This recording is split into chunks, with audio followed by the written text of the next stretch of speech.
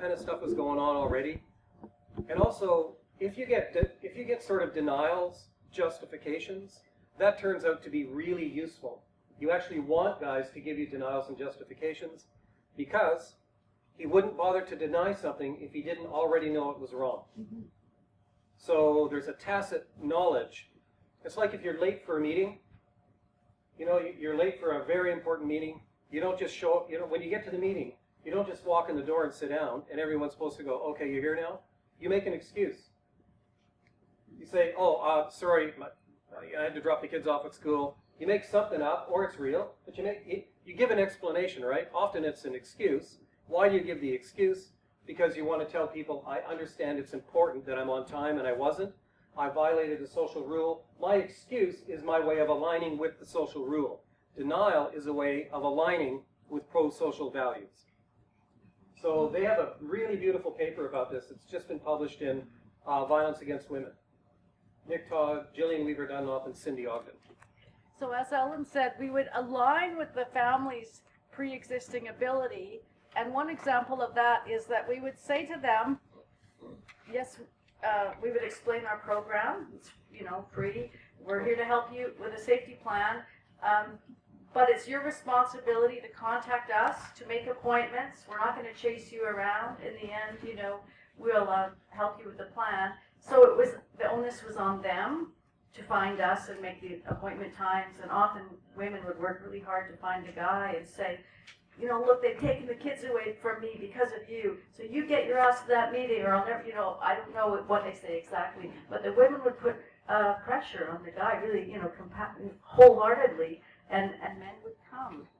So the next round of questioning was about the quality of the social responses that they received. That's sort of number 3. And then the next one would be their responses to the social responses. And this is worthy of a network map. Because if you can imagine, say a young mother who's, you know, 20 or something, she's got a child or 2, she's been assaulted, it's been reported, and now in her life, not only is she dealing with a violent partner, she's dealing with the police, victim services, a counselor, her children's school teachers, her in-laws, her own family, her parents, friends that are maybe saying, I love you, but I told you so. So if you map that all out, you can see how this young person is managing, you know, 10 to 15 professionals and family members. And we map that as part of their pre-existing ability and their resistance knowledge. So if they can, you know, if they can take that on in its all complexities, then we know that they're working hard and, you know, looking after their children. It's probably not an issue if so many people weren't actually getting in the way and interfering with their lives. So I'm just going to pass it over to Cheryle, and she's going to talk with you. And this is going to be really interesting because I need paper. So I'm not sure I'm going to do this, but I was thinking about this, and there's a number of things that are kind of the foundation of this work.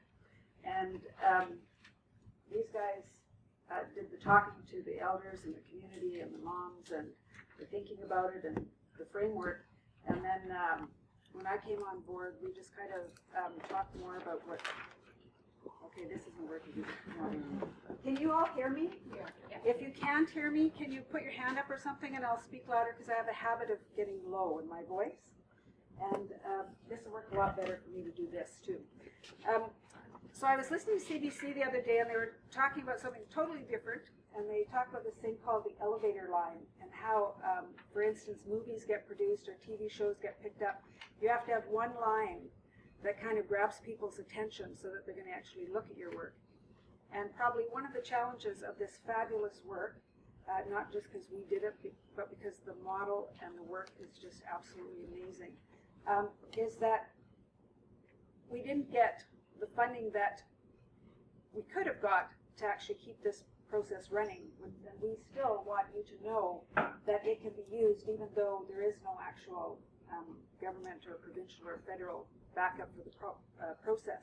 So I was thinking about that and thinking, okay, what would the one line be for islands of safety. And so I came up with, and we talked about, kind of popped it on these guys this morning because I've been in Vancouver the last couple of days, changing the view from whirlpools to islands of safety.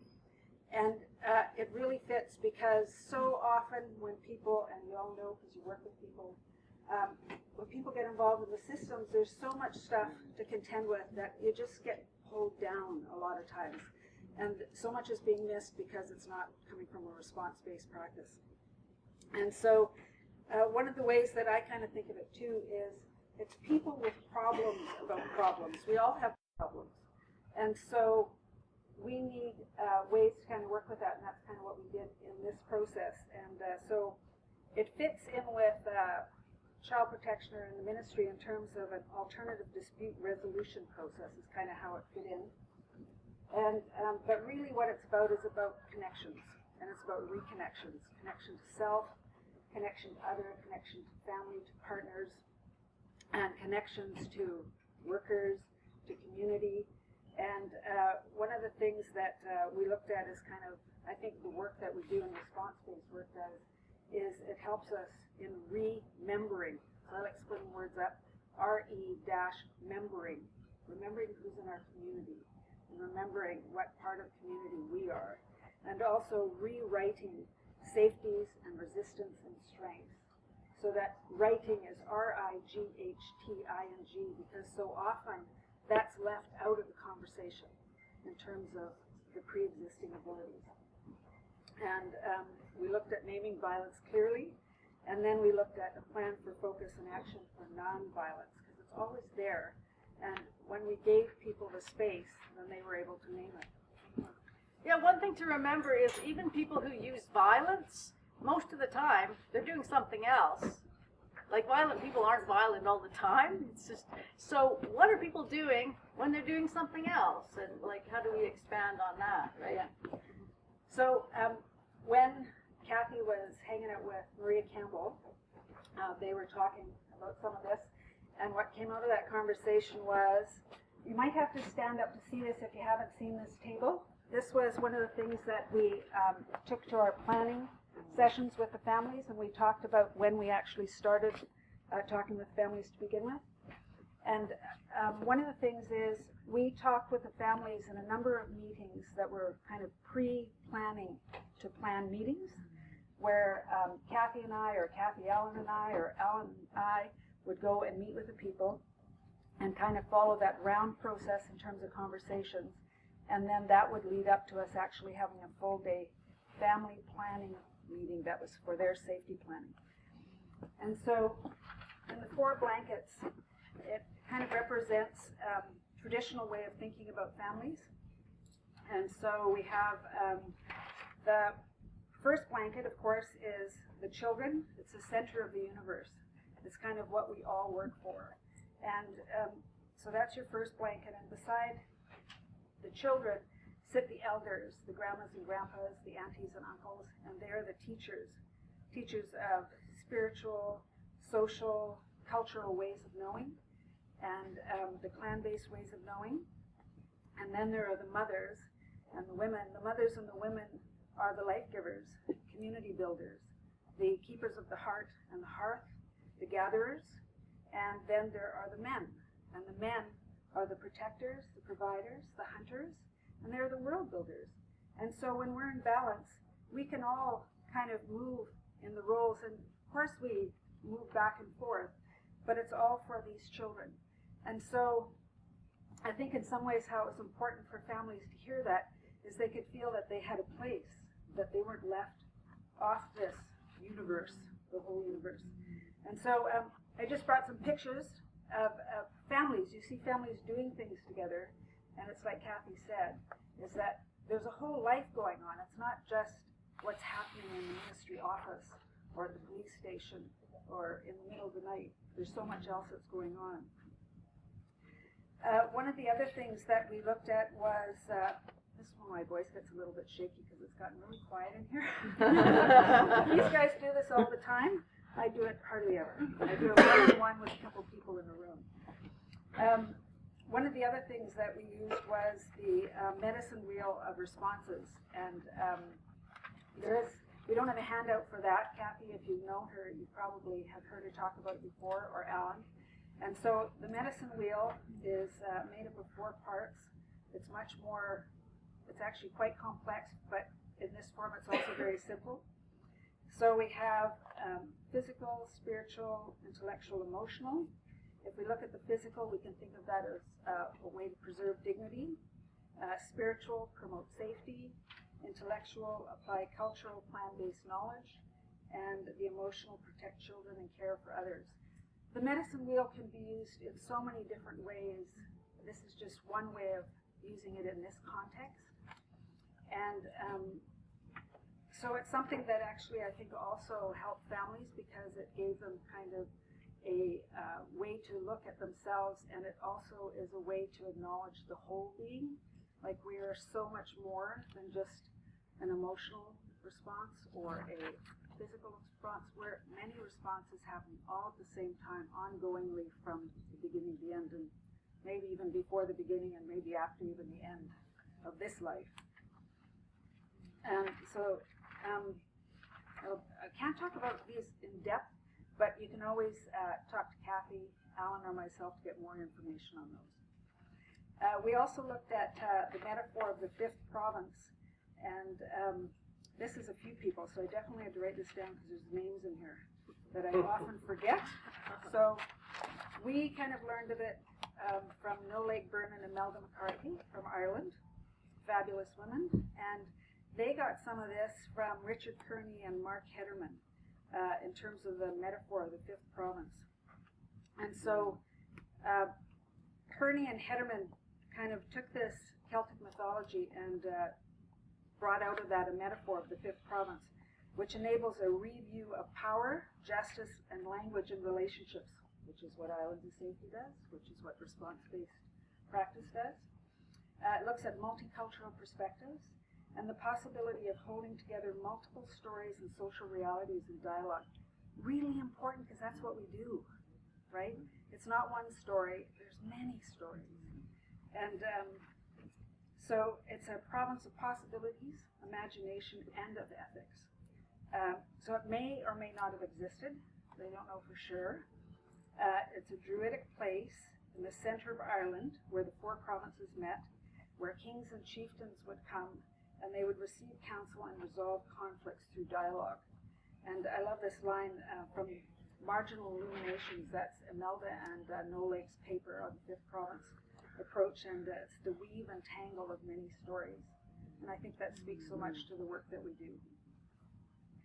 And one of the things, too, that Kearney talked about as well was the ethics of imagination, and there's 3 principles. And one is acceptance, that we're there, the right to be heard with their testimony to their experiences witnessed, and imagining of future possibilities. And so he called it, or they called it, a borderline territory. And that's where we work. We work in a borderline territory. And so one of the things about Islands of Safety is we worked at really creating a space that would be like the 5th province, where people could come in and we could dialogue and we could talk about stories that in most places you're not allowed to talk about. And if you are allowed to talk about parts of them, you're only allowed to talk about bits and pieces of them. And so from the 5th province, we're really talking about safety and risk, and how safety and risk live in the same place, and that we have to find ways for ourselves as well as for others to feel safe in that place, to talk about safety and risk, and it is in that borderline territory. And when Melda No Lake talked about in the paper, they called it the marginal illumination. So in that space, very dangerous and very amazingly possible there. Very, very magic. Can I just add something? So one of the things that Cheryle did so beautifully was just to acknowledge for men that, you didn't make up violence, right? This is what Vicky says. These guys didn't make it up. Somebody showed them violence. Somebody taught them that that's a possibility. And so she would often really listen for a long time while they told the account of their own lives and all the really tragic things that happened to them as Aboriginal men. And we also noticed that, you know, there are benefits to separating and there are benefits to staying together. But what is so hard for Aboriginal women is like to cut off your arm. And family is so important. So even if somebody is going through a stage where they're acting violently and they're having a lot of difficulties, you know, they're still your family. And that's like, it's so powerful in the body. So, you know, we like women to make their own choices, but helping families to, you know, remember and recreate loving relationships, if we can do that, we're really proud of the work, right? Go ahead. And another part was Signs of Safety, and that's work of Steve Edwards and Andrew Cheryle from Western Australia. And they developed a risk assessment, and probably a lot of you have heard of them. I'm not going to go into it in detail, but they looked at safeties and risks on an assessment versus just risks, because all families have safeties. And so they looked at a measurement of strengths demonstrated as protection over time, really important, or safeties. You don't always have to call it strengths. And using scaling questions for everyone in the family. And one of the things that, I don't know if Steve came up with this or Andrew came up with it, but Andrew spoke it at one of our conferences, was it's work about grace and rigor. And that is still the same as safety and risk. It really is grace, because we're in a sacred space. We're in a sacred space every moment, no matter what your belief is, even if you're atheist. You could call it something else. But we're in a sacred space. We're in a sacred space in the work that we do. We're in a sacred space in the lives that we enter into with the people that we work with and the people that we advocate for. And they're in a sacred space because it's their lives, and we're kind of, you know, mixing it up. And so those were the kind of the foundations of the work. And from there, I want to just say that it really is creative work when you give us, not only them, I don't like those words, but the group of us, coming to that place of kind of having the conversation, using the questions that kind of start to unravel, to pull out what they do in their families that supports their families. And then there are these moments where things fall apart. And how did that happen? And where did you get to? How did you get there?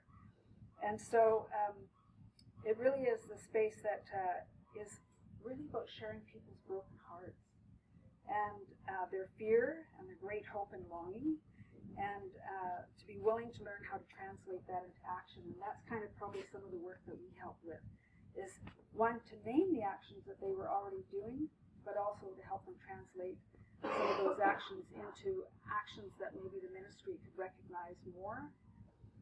It's important too that the work that we did with the ministry and with police and with some of the other workers that were involved was the same work.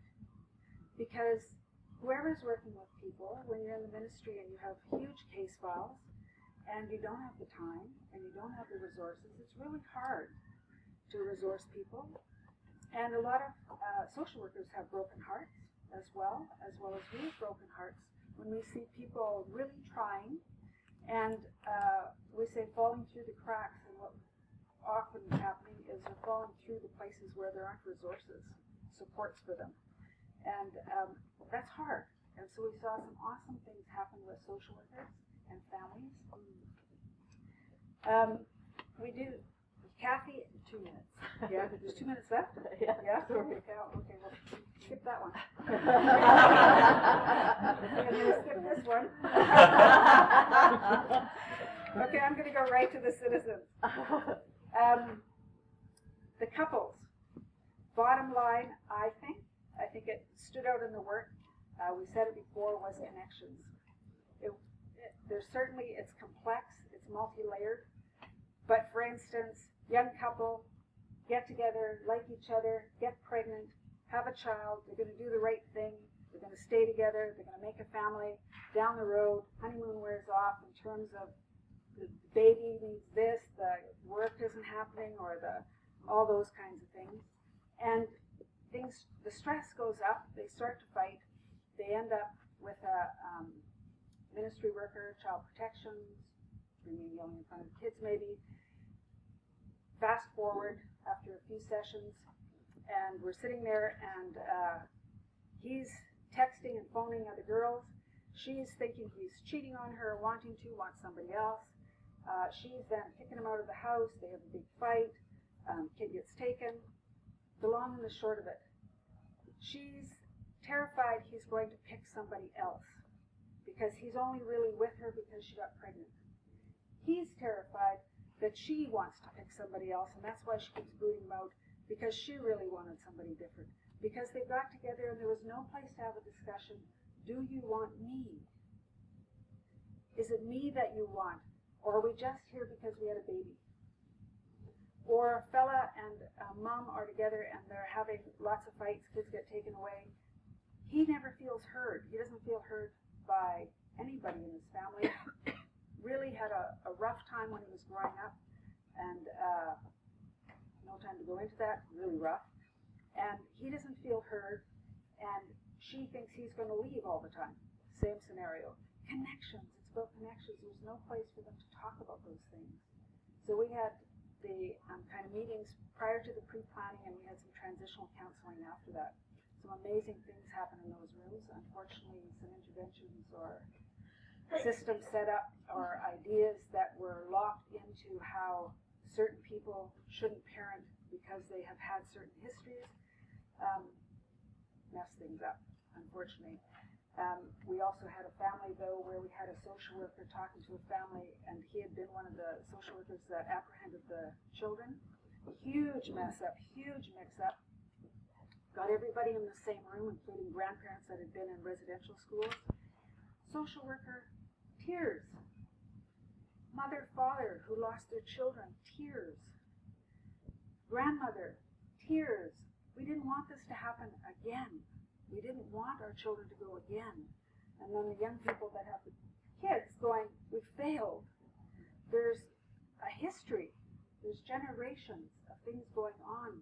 There has to be places for those conversations. And children need to see things in different ways, and to keep them in the loop, I worked with one family where the child didn't get a chance to really hear what happened, and so with the parent, we actually sat down and did a history of what had happened, the time for the ministry being involved, and we came up with a little book. Drawing, not great, but it was a great book. This is my drawing, but it's the mother's and father's story so that they could share it with their 9-year-old so she would know what was happening. And she said it was very helpful. We also used kind of 3 houses. Alan may talk about that somewhere, or Cathy along the way. And also some artistic license from the little one in terms of how she wanted to do the houses. So there you can get more information about that. Moving on to the last part. This is service and supports for that service, and I think that's what made it different. It was really creating a space and for people to see themselves and remember who they are, and that they are people who care, even though they are mistake-making, just like we all are, and it gave room for that. And we also tried to create that with the people that we work with in the ministry. A bit trickier because time schedules and caseloads and all that kind of stuff. We could have more work there. The clients or the citizens that we work with, I think are like lakes. There's ripples and it moved on into their lives. So I don't get to tell you very quickly about a mom who, after working with us, when a social worker said to her that she wouldn't be able to have her children back, and because of her history, and also because of the relationship that they had. They didn't want the 2 parents to be together. Side note, parents got married after that. So what she did is she sat down and wrote down what happened to her as a kid, things like being pulled downstairs, punched in the face, and then she talked about the things that she doesn't do in terms of how she takes care of her children, the things that she doesn't do And then she talked about her responses. She wrote it all down, point form, 2 pages, and took that to the social worker and said, this is what I do. This is how I responded. This is what happened to me. And she was very articulate. She knew exactly what she was talking about. The last thing I wanted to say was there was a show called The Human Odyssey on the Nature of Things that talked about how did people come to the Americas and populate the South Pacific. They were talking about Indigenous people. The tide was actually going the other way, and they traveled all those thousands of miles in canoes. They finally figured it out. They kind of made a steady platform for the canoe. There's a special canoe.